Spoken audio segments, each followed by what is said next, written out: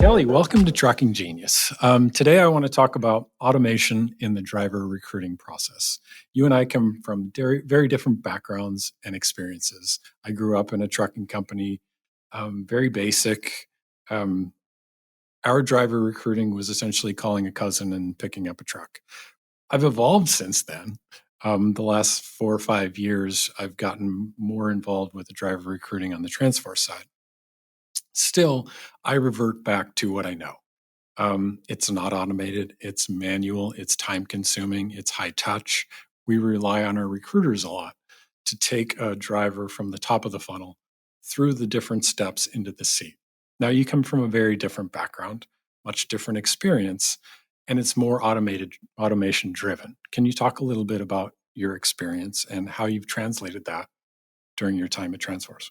Yeah. So, in general, my background is in B2B, so business to business marketing, which today is kind of fully enabled by technology. And the goal of marketing is not only to brand and market the company and let's say create demand for the company's services and solutions, but also to make sales processes as simple as they can be through automation so that we can enable sellers to sell. And so, moving that kind of ideology and technology over into the recruitment marketing space, we're doing something extremely similar. This is, So there are many parallels. I see yeah, a very easy transition because it's very similar to a B2B marketing. Do you see the same? And it was an easy transition into Transforce. no, it's definitely, it's funny, like it's almost exactly the same. Instead of a sales organization, you're looking at a recruiting organization. And so, how do I use marketing to make it an attractive employer brand, to basically create demand for drivers to come work at that company? And then, how do I use automation to simplify the job of recruiters? Right. So when I think about recruiting, the first step is driving demand, getting people to the top of the funnel, building awareness. Um, After that, I put a lot more emphasis on our recruiters. Yeah, I mean, I would say if you're only focused on kind of what's happening at the top of the funnel today, you kind of have a situation in which your job application is a single point of failure. Mm. And so I think when I think about creating demand, it's like, what am I doing to stay in touch with all of these people who may have previously applied with our business, who aren't currently working with us, but would be wonderful to come work with us in the future? So the dynamic is we have a job description or we have a job opening. We go out and market broadly in the market. We bring people to the top of the funnel. If they don't fill that position immediately, they go away. And we don't use them again. We just recycle them and recycle the process the next time we have an opening. Is that what you're seeing? I see a lot of this in the trucking industry, and I think it's kind of a natural concept. Like, okay, we have to fill a job, we have to fill it now. So, yeah, we're going to put up this job ad, we're going to put money behind it.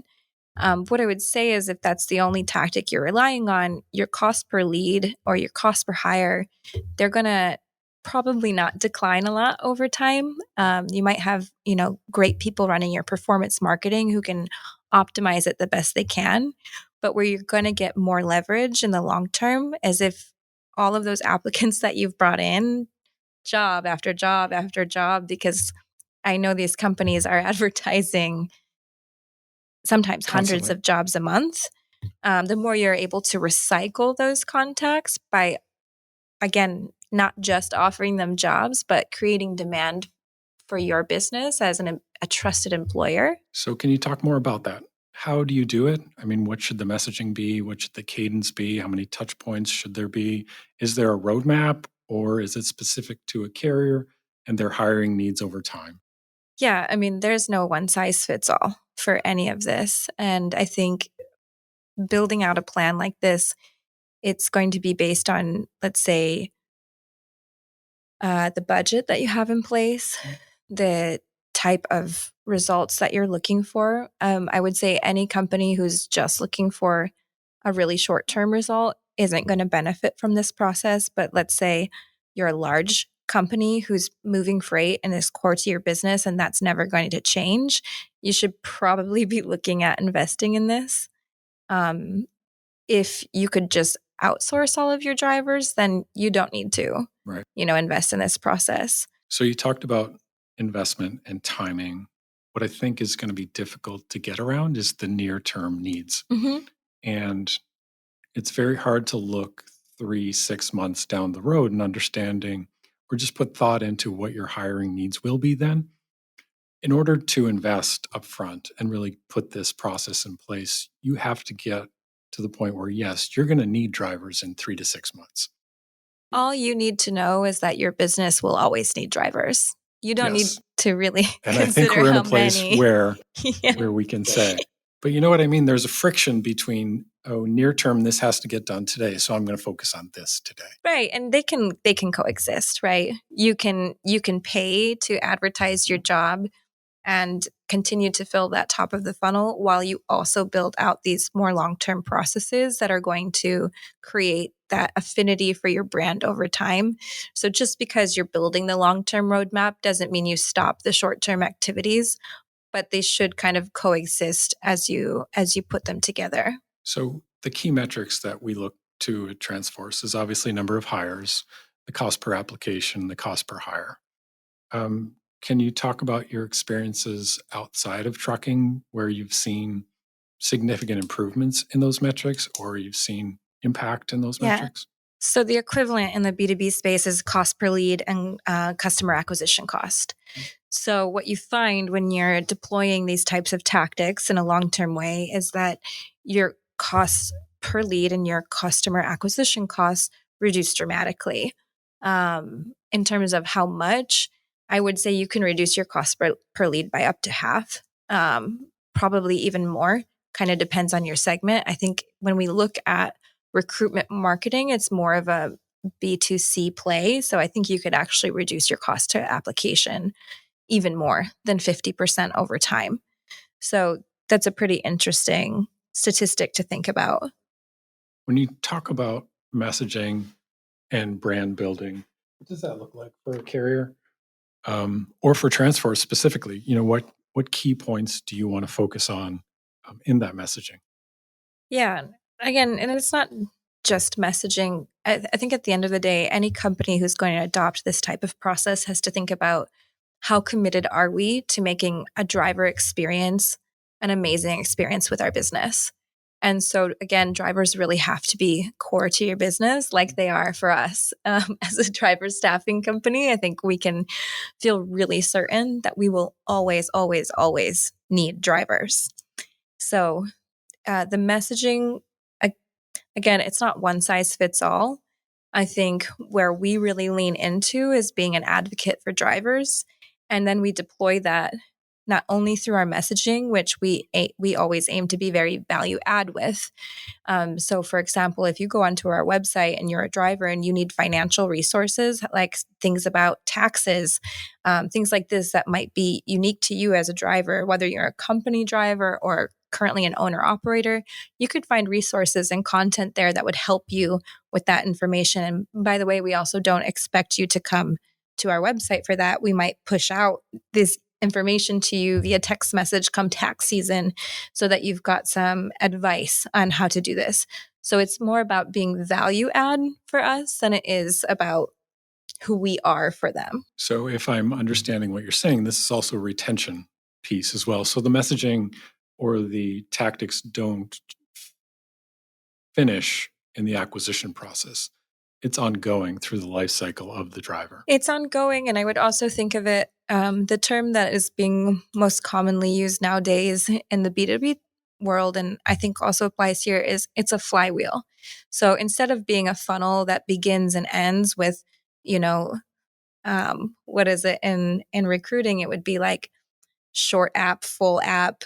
Okay, so you have a specific recruiting funnel. Instead of looking at the driver just based on the things that you want them to do, think about their journey with you as a company. They might be employed by you today and they might not, but your objective is that they always come back to you either when they're looking for a new job or when you put a job out in front of them because you know they're a good fit for it. They're like, oh, I want to go work for that company. Yeah, I will leave the one I'm at to take this opportunity, even though job hopping is a risk. Changing jobs is a risk. So, through this podcast and these programs, we always look at the differences between larger carriers, mid-sized carriers, and smaller carriers, their capabilities, their strengths, their Mm-hmm. weaknesses. When I think about a program like this, it seems like a longer term investment that larger carriers may have an advantage over smaller carriers or even mid-sized carriers. Yeah, absolutely. How should those smaller carriers, mid-sized carriers begin to think about this process? I think for smaller carriers, there's a few different options. One could be rely on rely on companies who are already doing this. For example, whenever you partner with a staffing company, you want to know what their reputation is with drivers. That's really important. So if you have the means to partner with a staffing company, ask them what they're doing to be attractive and retain drivers, because it's going to help ensure that you're always getting drivers when you put in an order with them, for example. The next thing I would say is start small. There's a lot of technology platforms out there today that you can adopt and use that don't require engineering. They don't require a ton of things from you to operate and start with something as easy as a newsletter. And always think about, how do I add value back to this group of people that I've brought into my network? The benefit, I would say, that a smaller carrier has is that they're probably in more of a local market. So they could think about doing things locally to engage with those drivers in their database, and, maybe go to a truck stop and do something local, and they could advertise and market that, small event to this audience. And it's showing those drivers that you care as an employer, that you're a great place to work, and that you're around. Um, How will we know, or how do you know when it's working? How do you know when it's working? Because eventually the source of your applications is going to be your own database and not a paid channel. Got it. And that's just going to reduce investment costs, marketing costs. Recruiters will become more efficient because they already have a connection with the drivers. Yeah, and that's a great point.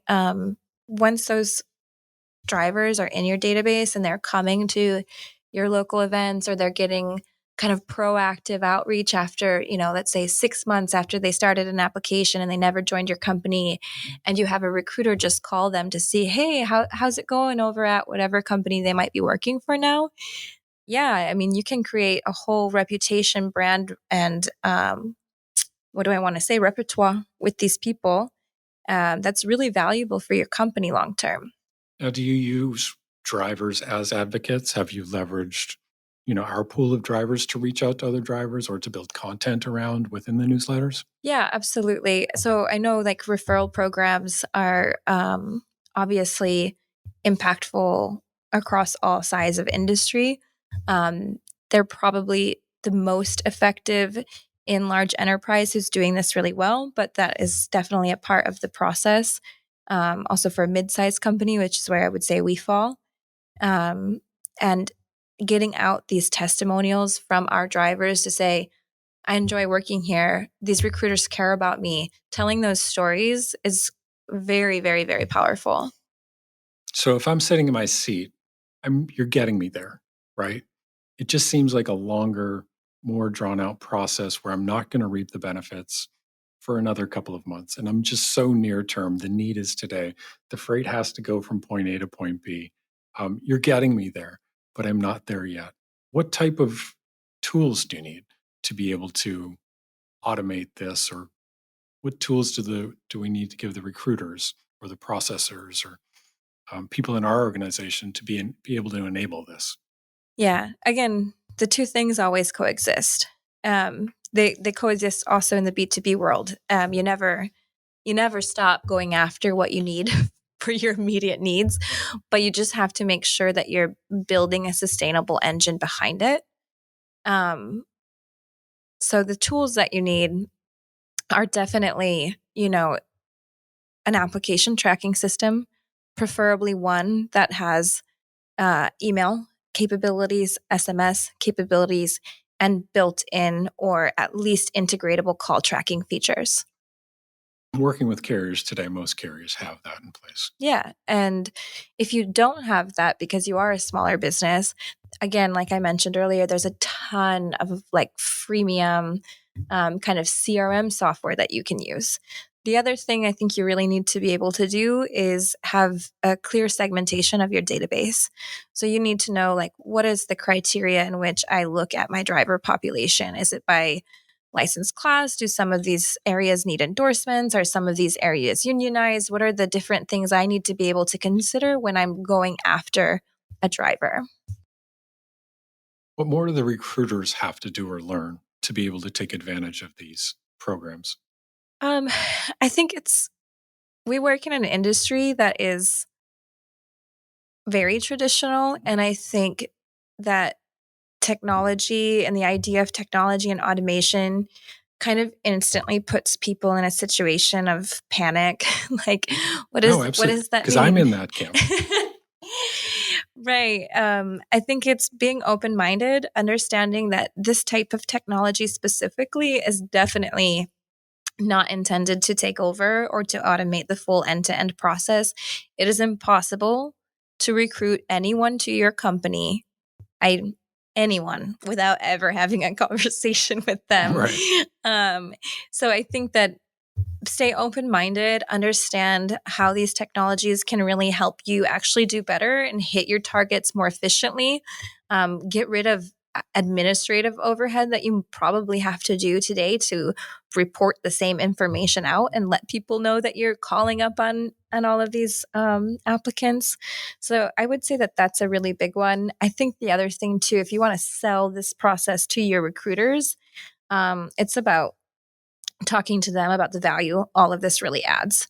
So we talked a little bit about helping them hit their quotas, reduce the administrative overhead that they would have.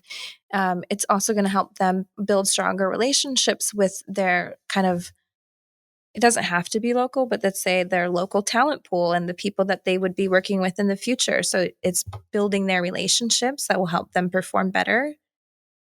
Is it fair to say that they will be more efficient because they're speaking with people who are further down in the funnel, more engaged and more qualified? Yeah, definitely. I mean, it won't make them more qualified for the role, but it'll make them much more interested to come work for this company. And so that is inherently making them more qualified. So, are we able to filter out at the top of the funnel through automation? So, is there anything that we can do to filter those candidates coming through so that when the recruiter does speak with a candidate for the first time, there's a level of screening completed? Yeah, definitely. So one of the things I'm working on right now, and this is actually for our student driver applications. Um, so it's a little bit different because they're applying to become students. So like the first filter we put on is their geographic proximity to the schools. Because for someone to drive 60 miles to school every day for the next, X amount of weeks, it's going to be less feasible than for someone who only has to drive 15 minutes. So you can look at things like geographic proximity. You can look at things like number of years of experience. You have to determine for that job or for your company, what are kind of the top, I would say, three things that will give you an understanding of how qualified that person is. And it's a fuzzy logic. And I would also say, like, don't start rigid, start easy, and you'll learn from there. Because when you have these systems in place, you can actually analyze every step of conversion and you can see, well, this is really not having an impact on my conversion rates, but this is, and allow yourself some chances to experiment and see what's really working for you. Where do you want to take this next step, given where we are with Transforce? What do you see our next step in this space? What can we do better? I honestly just see a huge opportunity thinking about the things that I've learned in this B2B space that, again, has been very innovative for the last 10 years. Right now, the trucking industry is so focused on capturing demand for a specific job. It's so short term focused. And so what we sorry. I agree. And I get it. I have a job. I need this job filled. So I'm just gonna go throw this money at these job boards, and I gotta get these apps in because I gotta move that freight. That's lost money. But they're so focused on capturing demand. And I see a lot less companies really focused on this demand generation. And that's exactly what we're talking about. So elongating your perspective onto, again, your company will always need drivers. If you're like us, or if you're a large trucking company, you will always need drivers. So how do I create a longer term runway to succeed that will help me lower costs over time? When I think about the industry, the larger carriers overwhelm the smaller carriers because they don't have the budget or the resources to go after drivers.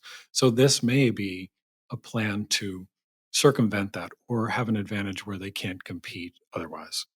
Yeah, I would say, like, I think this kind of capture demand strategy is really hurting the industry because of that reason. The bigger players have bigger budgets, and that oftentimes it always puts them on the top of the front page for every job result. And nobody benefits from these smaller businesses closing their doors. We all need them in order to And the succeed and drivers need thrive. them. I mean, And the we're very drivers definitely driver need. focused. We want them, we want to put our drivers in the best situations, and we need those options, the smaller carriers, for sure. And it's so hard to compete with the larger carriers from a budgeting perspective, resource perspective, and the things that they can do with that budget. So it's interesting. You manage the recruiters here at Transforce. Would you say that they're on board with this, or that they understand it, or? Yeah. I don't know. They're going to receive the benefit. I don't know how much we can put in front of them as far as tactics, like you have to do this, this, and this. Right. Yeah, but for example, it's the same with sales. This process is about making that job easier. So we don't tell sales, like, you're going to have to go do X, Y, and Z. We take care of it, and we do field marketing, and we'll do national marketing. So we have the resources to basically go in and help them at every level. We don't really put that responsibility on them. Some organizations do. Like, some organizations, especially in the United States, where you have like a larger geographic spread, you could say, okay, this region, here's your budget, and this is the target I want you to hit in terms of field marketing initiatives this year. And you could do something similar in a recruiting context. Okay, explain that to me. So, for example, I could say, like, Northeast region is going to cover, I don't know. I lived out of the United States for a long time, so I never remember all of the states in an area. What are the region names? Well, okay, let's say okay, let's say Southeast, because we're here in Florida today. So you could say, like, okay, I have a regional recruiting center that will cover the territories of the Southeast. And for your business, that might be 4, 5, 6, 25 locations. Yep. You could give a specific amount of budget and say, okay, you have X amount of contacts in your database who belong to this region. Here's your budget. You're going to run 5 events this quarter. And your only objective of these events is to get drivers to come to our offices, to have a good time, to get some of our gear, to bring their families in, to build relationship. Like, that's a good example of that. This is a driver marketing function, right? The recruiters, they take inbound calls and they recruit. Right. But I mean, I would always look at marketing and recruiting the same way I look at marketing and sales. Yes. Agreed. They need to be aligned. They need to be hand in hand. And all marketing objectives for recruiting need to support recruiting objectives. As soon as you're doing something like too fluffy that doesn't support recruiting objectives, then you're going to lose your audience. Right. And your recruiters. And your recruiters, yeah. That's your audience, right? Like, that's my internal business partner. Gotcha. So how do you start with a large organization? Do you pilot it in one location and see how it goes? I would always say start small. Yeah. I think, like, you need to understand, first, you need to build that integration and that trust between these two different teams. Marketing and recruiters, we we operate in different spheres. And so building that relationship and building that working model is super important. And you need to make sure you've got the right people in place who are open-minded and willing to be flexible and open to change. And then, start in a market, start in one market or 3 markets, wherever you've got that relationship built, and start seeing what you can do. You should expect return within 3 months. If you don't have return within 3 months, I think something is wrong. So your experience is B2B. Yeah. Right? And these tactics have proven to be very effective from a B2B perspective. What if the drivers don't respond the same or at the same level? Do you change things? Do you think companies respond proactively to marketing? Well, it's an individual as compared to a company, and it's different decision makers. So I don't get the sense that drivers are inundated with these messaging tactics. Traditionally, I just don't know. Again, I think it's an opportunity to think outside the box, and not everything's going to work. But when you, in all types of marketing, whether that's business to business or business to consumer or recruitment marketing, who is your customer and what do they want? We tend to think of drivers just as wanting a good paying job, but they want so much more beyond that. They're people, they have families, not all of them. Some of them might not have families. So actually, some of the research that we do at Transforce that I think helps us deploy this successfully is understanding what are the different kind of personas that we have within our database who could make up, our future driving workforce, and try to tailor our programs and our messages to meet those audiences where they are with what they want, because not everyone's the same. And it's the same with companies too, right? Again, everyone you market to, they're not all going to be the same. So, from a driver's perspective, they're getting hit with job offers daily from multiple carriers, and it's constant, right? There's always somebody looking for drivers. This is a different approach where you're telling stories, you're adding value, you're making the driver feel like you understand them, and that when it's time to change jobs, that we're here for you because we understand your needs. We want to make sure we're meeting your needs and not just putting you in a truck because we have an open seat. Yeah, and it doesn't mean too that you have to wait until they're ready to change. I think by building these processes and building this reputation, you'll find that by going to these same drivers after you've done some of this value add work, they're probably much more likely to put an application in with you. For sure. And that's another way you can compare the efficacy, right?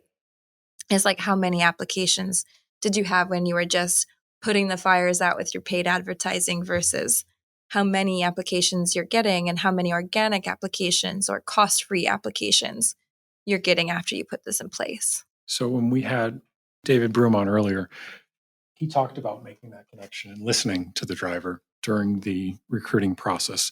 And this is essentially the same thing, right? You're communicating to the driver that you're listening, you understand. You want to put the driver in the best situation. That's the whole process and the life cycle of the driver, in that you're communicating that you're credible. We want to help you. And when the opportunity comes and you're looking for your next position, we're here to support that. Definitely. And one thing I feel very focused on about this is when you're just doing the paid advertising and you're just doing the job description, you really have a single point of failure. Because you're relying on that job description and that little byline about your company to be the thing that brings them in. And speed too, right? Speed's important in the recruiting process. So the recruiter has to answer the phone or respond to the application in a timely manner, because in most cases, when a driver's applying to a job, he's applying to 3 or 4 or 5. And the first one to make the connection wins. Yes. You're saying this process supports that, in that you don't have to be the immediate first one, but you have to be the one that's known and the credible one. You know that Transforce is always here, or carrier is always here to support that. You may not be the first, but that next call or the next call after that, it's you. Oh, yes, I know you. Yeah. We've interacted in the past. I understand your brand. I understand what you stand for and where you want to go. I think if you set up these processes well, you'll also be the first. True. Yeah, that's a good point. Yeah, again, I think like capturing demand, creating demand, they don't exist separately. They definitely coexist. And the capabilities you have now with these technologies to facilitate all of this, prioritize, get an applicant directly over to a recruiter, as and looking at like, yes, their likelihood to really come drive with you, you could also be the first. True. So how do we get started, Kelly? Yeah, so I think we started talking about this before, but basically start building out that team. You and I have had conversations about this in the past. Do you outsource this work? Do you insource this work?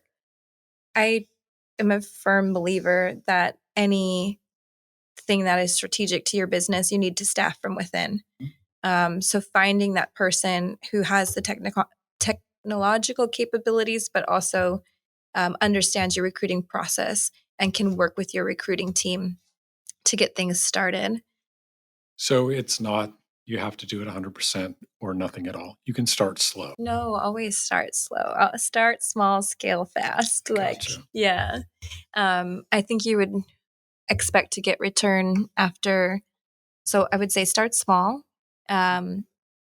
Start building up that team. You can probably start with one very skilled person and a skilled recruiting team and a good technology platform. If you don't have email marketing capabilities, if you don't have SMS capabilities, and I mean on an automated event-based workflow basis, you need to start there. You need to invest a bit in the foundation. I don't know what that means. Yeah, so like behavioral events. Today with digital marketing, you can see a lot of information about a contact in your database based on actions they take. We're tracking down to like an IP level.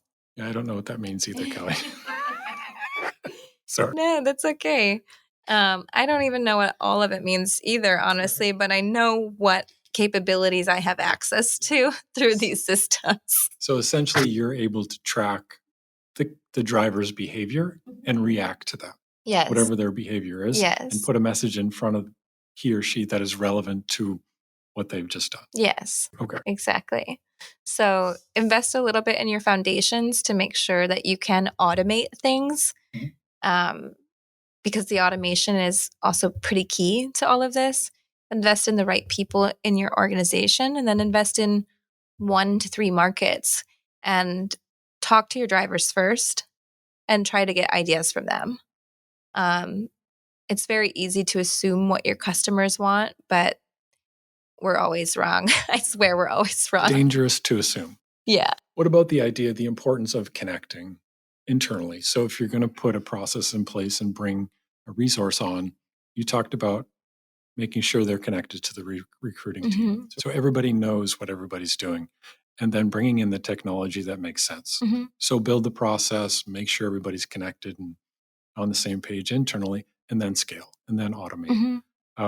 I see that with some of our teams here in Transforce is that we make a change and we don't always make sure that the connection is there, that everybody understands what we're doing and why we're doing it.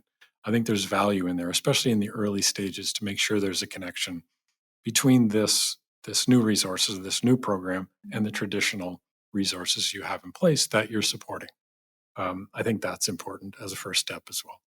Yeah, definitely. And I mean, you lead recruiting, and so you know your recruiters very well. How do you feel like they would respond to a new process that, for example, was bringing them communications with drivers who weren't, for example, applicants? Would that be something that they would resist? Would they be open to it? I think whenever you insert a new technology, a new process, new information, there's immediate apprehension. I wouldn't say pushback, but apprehension. But then it's just making sure that change management and training and education is prepared at the same time. So they both come together. It's not, hey, we're making this change. We'll come back to you in 2 weeks and help you understand how to use it and how to leverage it. So I think if you're going to do something like this, really understand what you're doing, what changes are going to be felt from your recruiting team internally, and then manage that at the same time. I think they would appreciate it. It's going to make them more efficient, more productive. They'll be able to hit their goals that are set out for them. So I think once you educate your team internally and give them the tools to succeed, it'll be a positive. But there's a way to do that for sure. So maybe from my knowledge, you can help me with something. Because when I look at recruiting departments, recruiting teams, I always think like, oh my gosh, like they could benefit so much from being set up like a sales organization. Because I'm so used to working with sales organization. And so for example, I've got a team that manages everything that we bring in that's inbound. But I also have a team that does everything that's outbound. And so that specific outbound team, they would be example like looking for drivers who meet the criteria, or they would be doing those softer touch points with drivers who might not be making an application right now, but let's say did make an application, 3 or 6 months ago, and they would be calling on those drivers like, hey, I wanted to check in. How's this new job going for you? And be that person who gets to know them, continues their relationship with your brand. Is that something, do you feel that recruiting departments are set up that way today? Or do you see opportunities to model some of the ways that more modern sales organizations are now structured? For sure. I don't know if it's happened naturally or somebody had an idea in their mind, hey, this is how we should structure it, but they're very close, right? You talked about inbound, outbound, and the differences between the two sales positions. You see that in the recruiting team as well. There's different functions and different groups do different things better. So we put them in those positions. There's a lot more gray area. It's not as structured. So I think it's just a matter of coming to the realization and understanding that, hey, there's a structure in place that works. It'll also work here if we take the time to put it in place and be thoughtful about what we ask this group to do compared to that group and what their roles are. But working with your team and the sales team, I can see that it's very easy to translate one from the other and it's not very different at all. So I think there's value in that, in taking those learnings, that understanding and that structure and applying it to recruiting. When I think about the structure of the recruiting teams, you can see the similarities and it's evolved to that point.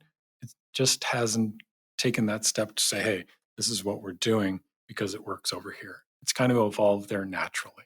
I continue to see it evolving with more, how do you say, automated processes and tools coming into play, but it's not an easy step to get there. So we just have to be thoughtful about taking all of that structure and learnings from the B2B side and applying it to this, because I don't think too many people think about it that way.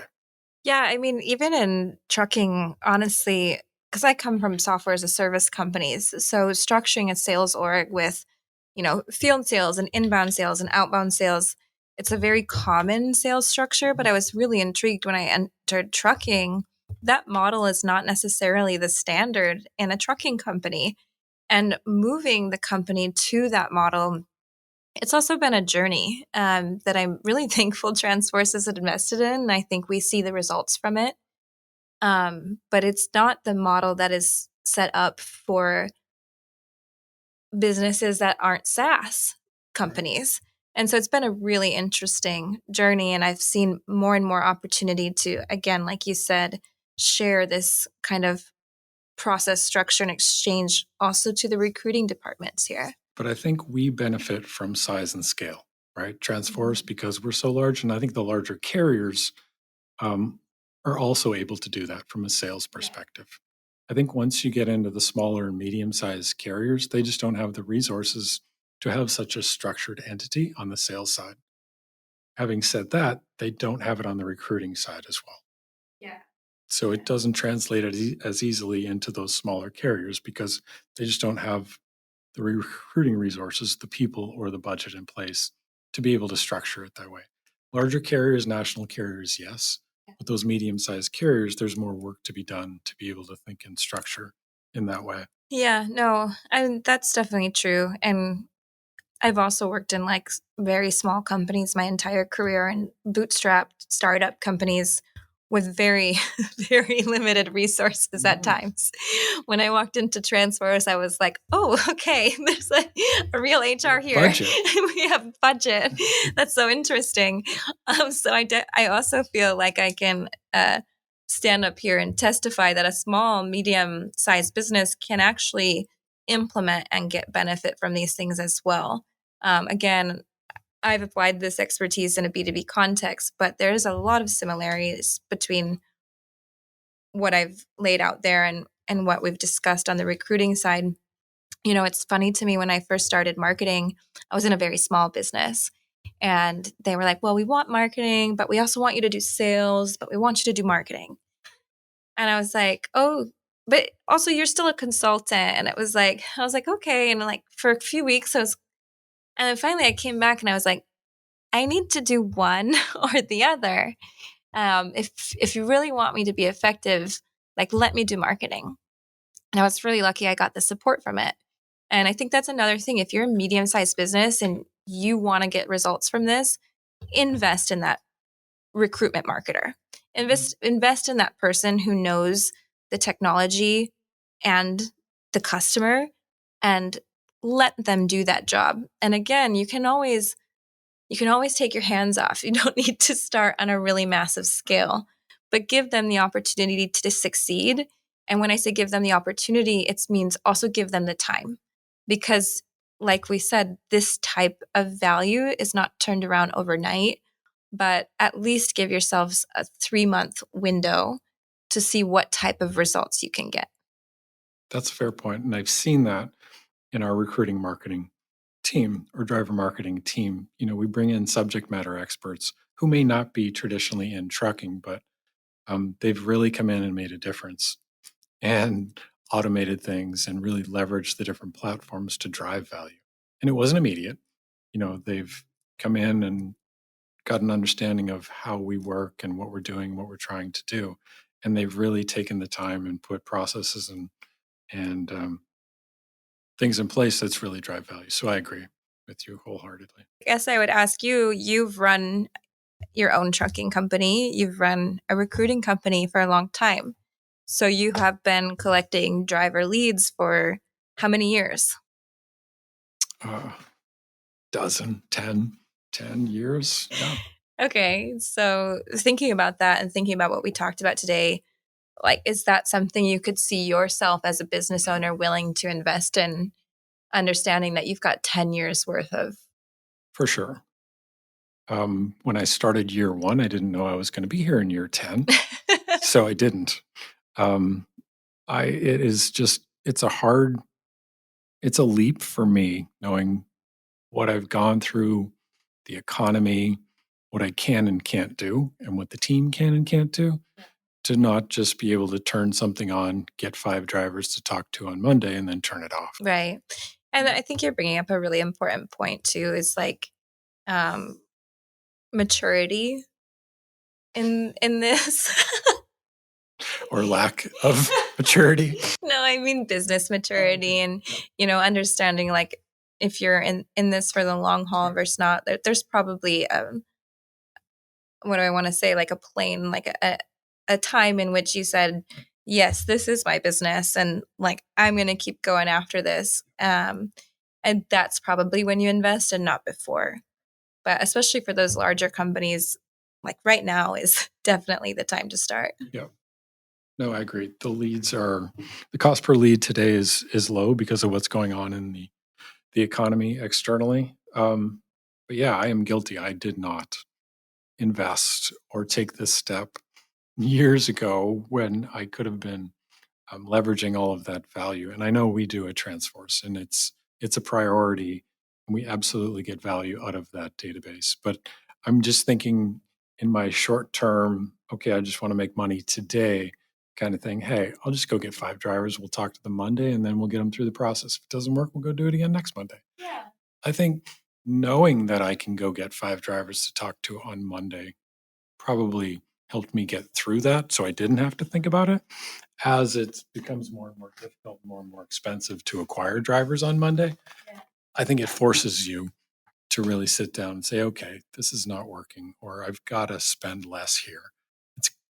we've got to get to that point to even think about this. Well, and I think your point too, cost per lead is definitely down right now because there's just been a shift in this marketplace that's making drivers a little bit easier to find right now.